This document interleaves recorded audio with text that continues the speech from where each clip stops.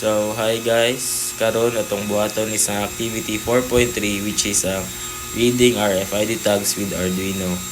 So, nara ang code niya. And nara ang Arduino. And kaning duha ka tag is kaning isa muna siya naka-register sa code. Tapos kani wala siya naka-register. So, atong i-try og scan karon kung unsay result. So, pag i-scan nato ning white nga card mo ni siya.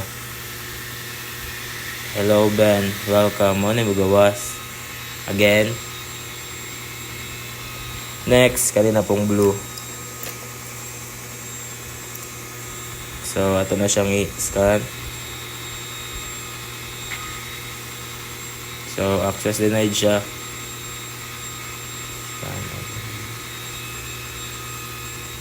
So, mo na siya. And mo na to. Thank you.